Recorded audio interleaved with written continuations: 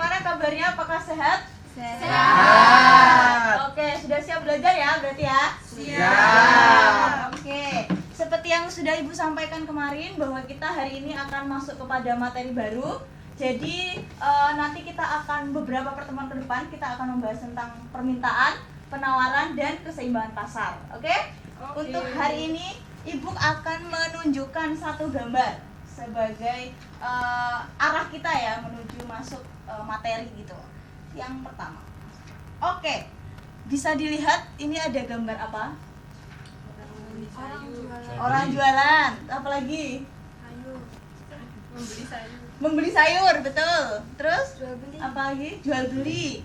Kira-kira kegiatan apa yang dilakukan oleh ibu berhijab coklat ini ya, sama dengan ibu berbaju biru? Oke. Apa? Itu berhijab coklatnya bertanya, harganya berapa nih Bu? Gitu kan. Selanjutnya ibunya menjawab, satunya 5.000 saja Bu. Selanjutnya ibunya menjawab lagi, baik Bu, saya membeli 10. Berarti itu terjadi apa teman-teman? Transaksi terjadi bahwa ibu yang berhijab coklat ini melakukan permintaan kepada penjual gitu ya, karena dia membutuhkannya 10 gitu kan. Terus selanjutnya penjualnya ini menjawabnya, iya nanti saya ambilkan, seperti itu. Berarti dari gambar ini kita bisa simpulkan ya bahwa ibunya ini harus memenuhi kebutuhan si konsumen ya kan, memenuhi ke permintaan konsumen gitu ya. Jadi dapat disimpulkan kita akan membahas tentang apa? Permintaan. Tepuk tangan, keren sekali. Oke, selanjutnya ketika teman-teman melihat gambar tadi, kira-kira permintaan itu apa? Dapat disimpulkan nggak sih sebenarnya dari gambar itu tadi? Ada yang mau jawab? Kok nunduk semua? Kenapa? Ayo, ada yang mau jawab? Apa itu kira-kira permintaan? Saya Bu. Wih, boleh, silakan. Mau Febri mau Winda dulu? Oke, Winda, silakan.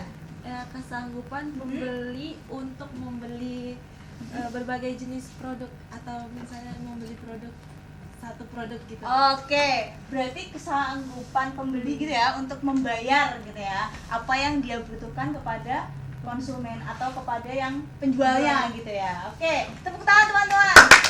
Mungkin Febri mau menambahkan tadi? Sama Bu. Oh sama ya. Oke, betul ya teman-teman bahwa permintaan itu adalah kesanggupan pembeli untuk membeli berbagai jumlah produk pada tingkat harga dalam waktu tertentu. Oke, maaf ya teman-teman, ternyata Ibu lupa menyampaikan tujuan pembelajaran dan langkah-langkah kita hari ini. Baik, tujuannya hari ini kita harus mendeskripsikan definisi permintaan, ada faktor-faktor yang mempengaruhi, menjelaskan hukum permintaan, dan menggambarkan kurva permintaan. Selanjutnya, langkah-langkah kita yaitu ada pembuka tadi, pengantar materi, tujuan pembelajaran, inti materi, terus selanjutnya nanti ada diskusi kelompok, selanjutnya ada refleksi dan kesimpulan, dan terakhir adalah penutup. Oke, selanjutnya tadi kita sudah membahas tentang kesanggupan pembeli ya, pengertian dari permintaan. Selanjutnya kita akan membahas tentang faktor-faktor yang mempengaruhi permintaan. Ada 3 ya teman-teman. Kira-kira ada yang tahu nggak mengapa harga, pendapatan, dan selera konsumen itu menjadi faktor-faktor yang mempengaruhi permintaan, terjadinya permintaan? Ada yang mau menjawab? Oke, boleh Renal, silahkan pilih salah satu yang mana? Mungkin kalau saya dari segi pendapatan. Pendapatan, kenapa tuh? Kenapa dia mempengaruhi permintaan? Karena ketika seseorang dengan pendapatan yang lebih kecil, maka kemampuan untuk membelinya juga lebih sedikit dibandingkan yang mempunyai pendapatan lebih besar. Betul sekali. Tepuk tangan teman-teman. Betul ya. Karena pendapatan itu mempengaruhi dari gaji seseorang gitu ya. Kemudian ketika harga, kenapa bisa dikatakan mempengaruhi permintaan? Karena ketika harga naik, berarti permintaannya turun apa naik? Turun, Bu. Turun. Kalau misalkan harganya turun, berarti permintaannya Naik. Itulah mengapa harga itu mempengaruhi permintaan suatu barang gitu ya. Selanjutnya, yang ketiga, selera konsumen. Mengapa bisa mempengaruhi? Karena ketika misalkan lagi tren banget, sekarang lagi tren apa kira-kira? Topoki. Topoki, oke. Misalkan selera konsumennya lagi topoki semuanya gitu ya. Berarti permintaan topoki itu akan meningkat atau justru menurun? Meningkat. Nah, itulah mengapa selera konsumen itu mempengaruhi permintaan. Jadi ketika yang penyuka topoki itu udah hilang, udah nggak tren lagi, berarti permintaannya juga akan ikut menurun ya, teman-teman. Ya. Oke. Bisa dipahami sampai sini? Bisa. Oke. Selanjutnya, nah kita akan masuk kepada kurva permintaan. Sebelum kita mengarah ke gambar, Ibu akan menjelaskan tentang bunyi hukum permintaan. Seperti yang sudah kita pelajari tadi, bahwa menyatakan ketika harga barang naik, maka jumlah permintaan akan turun. Dan sebaliknya, berarti ketika jumlah permintaannya naik, berarti tandanya harganya turun. Oke, bisa dipahami? Bisa. Untuk menggambar kurva permintaan, harga yang digunakan sebagai tolak ukur adalah harga. Sedangkan faktor lain dianggap konstan. Maksudnya gimana? Ada yang tahu? Kenapa yang sebagai tolak ukur adalah harga, sedangkan faktor lain dianggap konstan? Ada yang bisa menjelaskan? Ya Bu, saya Bu. Oke, Renal, silakan. Jadi yang dimaksud dengan faktor lain dianggap konstan, yang mempengaruhi permintaan tuh hanya harga saja. Jadi Oke. hal-hal di luar harga, misalnya jumlah saham atau misalnya keadaan suatu negara terjadi inflasi itu tidak mempengaruhi permintaan. Betul sekali ya teman-teman, beri tepuk tangan dong. Terima kasih ya Renal. Oke, sekarang kita akan masuk kepada kurvanya. Bisa dilihat ya teman-teman, ketika harga 6.000 permintaannya 4. Ketika harganya 4.000 permintaannya 6. Ketika harganya 2.000 permintaannya 8, dan ketika harganya 1.000 permintaannya 10. Ini masuk ke dalam permintaan atau tidak? Masuk. Kira-kira masuk. Mengapa? Karena tadi sesuai dengan hukum tadi. Betul, karena ketika harganya turun, permintaannya justru naik ya. Oke, selanjutnya kita akan masuk ke dalam menggambarkan kurva permintaan. Cara menggambarkan kurva permintaan cukup gampang ya teman-teman. Ketika 1.000 ya, berarti akan menjadi 10 ya, permintaannya 10. Jadi Q di sini sebagai kuantitas atau jumlah barang, sedangkan P di sini sebagai price atau harga. Betul. Jadi ketika harganya 1.000, permintaannya atau jumlah barangnya menjadi 10. Ketika harganya 2.000, permintaannya menjadi 8. Ketika 4.000 menjadi 6. Begitu juga seterusnya. Berarti kalau misalkan harganya 8.000, permintaannya berapa? 2. Betul. Berarti semakin naik semakin turun ya jumlah yang diminta, seperti itu. Bisa dipahami? Bisa. Oke, lanjut. Nah, kita akan masuk kepada fungsi kurva permintaan. Ini adalah yang sebelah kanan Ibu, ini adalah rumusnya, cara menghitung fungsi kurvanya. Sedangkan yang sebelah kiri Ibu, ini adalah hasil akhir penulisannya. Jadi ketika sudah selesai menghitung, nanti hasilnya harus kita tulis seperti ini modelnya. Jadi rumusnya itu ada Q min Q1 per Q2 min Q1 sama dengan P min P1 per P2 min P1, dimana P1 itu adalah harga mula-mula dan P2 itu adalah harga setelah perubahan. Jadi kemudian yang Q1 itu adalah jumlah yang diminta, mula-mulanya berapa, dan yang Q2 juga jumlah yang diminta namun setelah perubahan gitu ya. Jadi Q dan P ini menggambarkan harga dan jumlah gitu ya teman-teman. Sedangkan yang QD ini adalah jumlah produk yang diminta atau permintaannya. Sedangkan A sebagai konstanta, sedangkan B adalah koefisien. Sedangkan P tadi ya harga sebuah produk gitu ya. Oke. Kita akan masuk kepada contoh soalnya.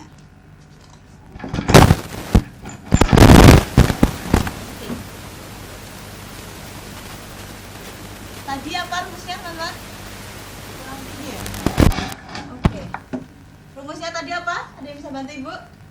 Q min Q1 per Q2 min Q1 sama dengan P min P1 per P2 min P1. Oke. Kira-kira ada yang mau maju nggak buat ngerjain ini? Oke, boleh, silahkan tanya. Dari rumus ini coba dimasukkan. Silahkan. Ditulis Q sama P-nya nggak? Nggak usah, langsung aja. Langsung kepada nominalnya.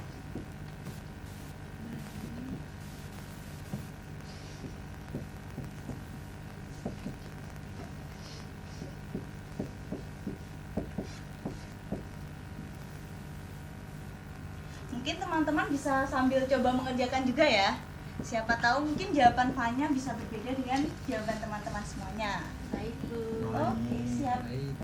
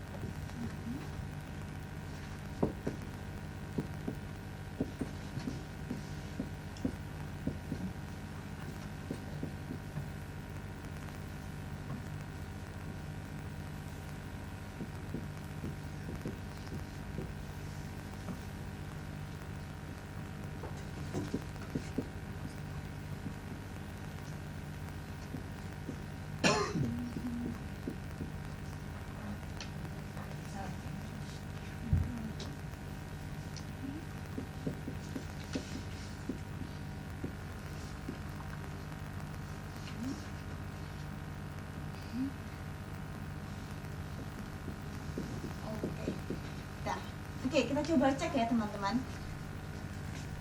Kita masukkan. Terima kasih ya Fanya sebelumnya. Q min 18. Tadi rumusnya adalah Q min Q1 gitu ya. Q1-nya diketahui berapa di soal? 18. Selanjutnya Q1 tadi sebagai apa? Sebagai apa tadi? Jumlah mula-mula. Jumlah mula-mula, betul. Kemudian per Q2 min Q1. Q2-nya adalah 22 ini ya. Harga jumlah setelah adanya perubahan. Oke, 12 min 18. Kemudian P min P1. Ya, P1-nya adalah 18 karena harga mula-mulanya. Kemudian 14 min 16 karena 14.000 adalah harga sesudahnya. Kemudian Q min 18 kita tulis juga per 4, 22 dikurangi 18. Oke. Selanjutnya P min 16 per 14.000 dikurangi 16.000 berapa? Min 2.000. Betul. Kemudian kita akan mengkalikan. Jadi min 2.000 dikali Q sama dengan min 2.000 Q, ya kan? Selanjutnya min 2.000 dikali min 18 sama dengan plus 36, betul. Sama dengan ganti yang sebelah sini. 4 dikali P sama dengan 4P. 4 dikali min 16 sama dengan min 64. Baik, sampai sini bisa paham? Paham. Oke. Min 2000 Q ya. Selanjutnya 36 ini kita pindahkan ruas ya, teman-teman. Sehingga min 2000 Q sama dengan 4P min 64. Positif pindah ruas menjadi negatif. Berarti negatif 36.000. Oke. Min 2000 Q sama dengan 4P min 64 sama min 36 100.000 ya, berarti ya min 100.000. Selanjutnya kita akan bagi semua ini dengan min 2000 untuk menghilangkan yang bagian sini ya teman-teman. Kemudian menjadi Q sama dengan 4 dibagi min 2000 adalah 0,0. positif atau negatif? Positif. Ayo, positif atau negatif? Positif dibagi min 2000 Negatif. negatif. Oke, ini ada sedikit kesalahan ya. Jadi min 0,002 ditambah nih negatif 2000 dibagi negatif 100. Betul ya? Positif. Tuh, tinggal coret-coret. menjadi 100 dibagi 2, 50. Betul. Sehingga penulisannya seperti tadi yang sudah Ibu sampaikan, bahwa penulisannya menjadi QD A min BP. Berarti kita balik menjadi Q sama dengan 50 sebagai konstanta ya, min 0,002 P. Oke, berarti betul ya jawabannya Fanya. Tadi hanya kesalahan di sini. Tepuk tangan dong faktanya. Oke. Selanjutnya, Ibu silahkan membagi kelompok 3 orang. 3 orang aja, boleh sambil berdekatan aja ya teman-teman. Selanjutnya kalian silahkan mengerjakan soal-soal yang sudah Ibu berikan ya. Hanya 3 soal saja teman-teman. Silahkan berkumpul dengan kelompoknya terlebih dahulu. Sudah ya? Oke. Baik. Soal pertama. Jadi hanya dituliskan ABC-nya saja ya. Oke. Di kertas satu kelompok satu kertas saja. Baik, Bu. Oke. Silahkan. Apa definisi permintaan? Angka atau yang beta? Dalam kelompok. Kesanggupan pembeli untuk membeli berbagai jumlah produk atau kesanggupan pembeli untuk menawar.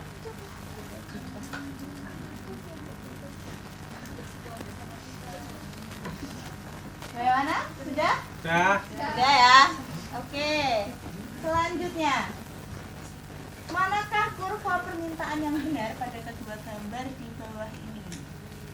Nah, tadi sudah Ibu jelaskan kurvanya yang mana? C. Yang A atau yang B? Loh, wah kok yang C?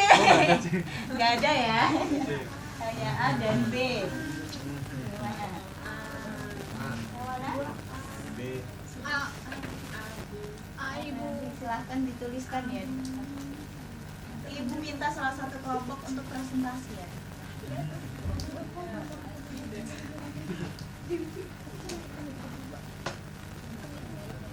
Apakah sudah? Sudah.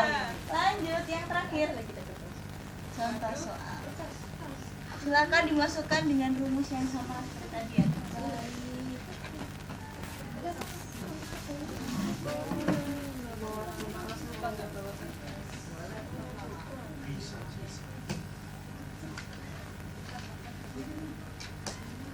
Gak ada yang kesulitan bisa langsung ditanyakan ya.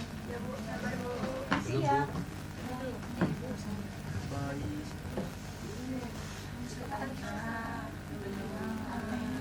Bisa pahami ya. Bisa, Bu.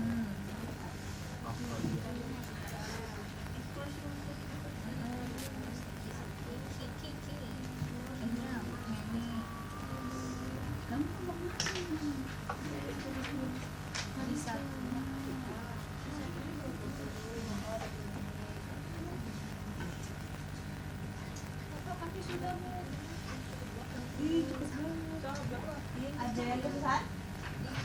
Aman ya? Kelas ini pintar-pintar ya? Iya, Bu. Cepat sekali menampaknya. Iya. 1 liter. Udah ketemu jawabannya? Berapa? Coba ini lihat. Oh yang begini. Oh ya.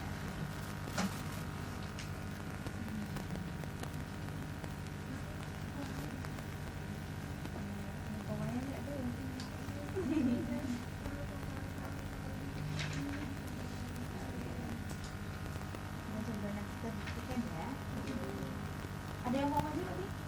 Oke. Silakan. Kelompok sini sudah? Belum. Baik. Berapa menit? 1 detik lagi ya? 1 menit lagi. Oh.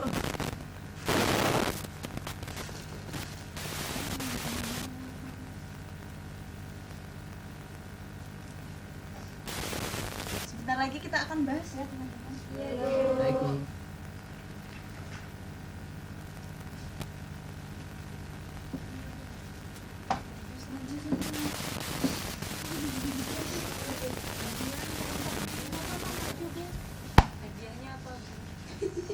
Hadiahnya apresiasi teman-teman.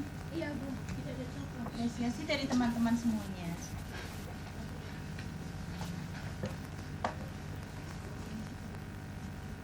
Baik, sudah? Sudah, Bu. Sudah? Kurang 5 menit lagi. Ada yang mau maju? Iya, Bu. Silakan. Oke, silakan Nova. Dari soal pertama. Maju dong. Silakan. Baik, untuk apa definisi permintaan, kami menjawab A karena kesanggupan pembeli untuk membeli berbagai jumlah produk pada tingkat harga dalam waktu tertentu. Apakah benar? Betul ya teman-teman, bukan menawar tapi membeli. Oke, selanjutnya. Manakah kurva permintaan? Kalau kelompok kami menjawab A, Ibu. Mengapa A? Kenapa nggak B? Ada yang bisa tahu? Kenapa bukan B? Saya, Bu. Iya, karena yang B itu apa? Kenapa yang A? Karena kalau harganya naik itu permintaan jumlah barangnya itu semakin sedikit, Bu. Oh ya, betul. Ketika harga barangnya naik, permintaannya justru sedikit ya. Iya. Betul, tanda. Emang pintar kelas ini ya. Oke, selanjutnya yang ketiga. Nah, ini silakan.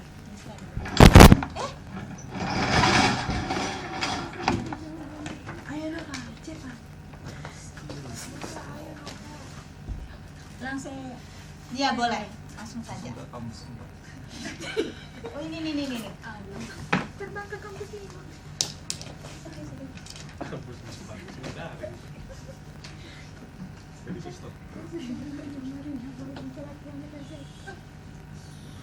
Oke, sambil menunggu Nova menuliskan, Ibu sudah mengirimkan ini ya teman-teman, link Mentimeter untuk refleksi. Baik, Bu. Mungkin bisa dicek apakah sudah masuk di grup teman-teman atau belum.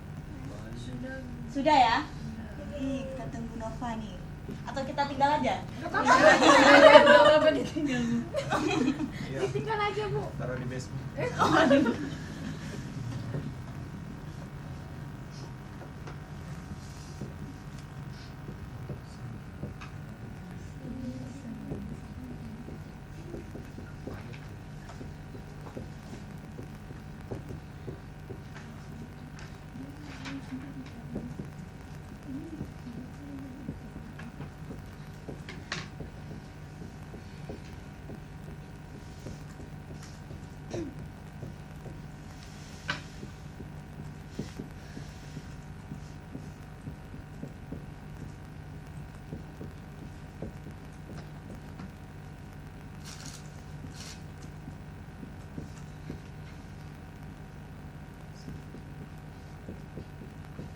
Kurang 2 menit lagi.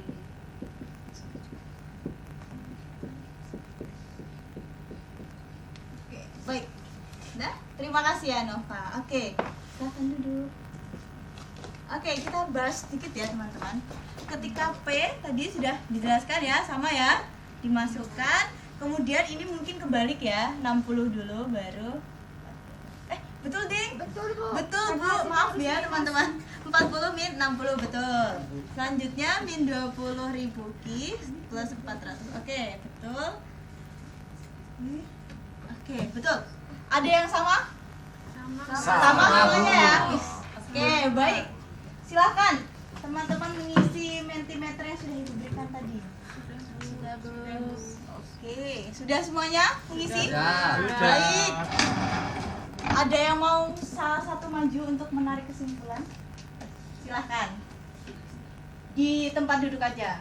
Silahkan, ada yang mau mengambil kesimpulan dari pembelajaran kita hari ini? Ya, Bu. Oke, silahkan Linda. Ya, dengan belajar materi permintaan ini saya jadi tahu, Bu, bahwa kalau misalnya harga barang itu naik, terus harga barang itu naik, maka permintaan itu menurun, Bu. Oke, selanjutnya perasaannya gimana? Menyenangkan, Bu. Menyenangkan ya. Oke, walaupun tidak ada hadiah-hadiah tetap menyenangkan? Menyenangkan. Oke, tepuk tangan untuk kita hari ini. Mungkin itu saja ya teman-teman dari Ibu untuk pertemuan kita hari ini. Selanjutnya mungkin bisa dipersiapkan bahwa pertemuan ke depan, minggu depan kita akan membahas tentang penawaran. Oke, mungkin pembelajaran hari ini Ibu cukupkan. Ibu minta maaf juga ketika ada kata-kata yang kurang berkenan. Sekian dari Ibu, selamat pagi. Baik, Pagi, baik. Bu. Selamat pagi.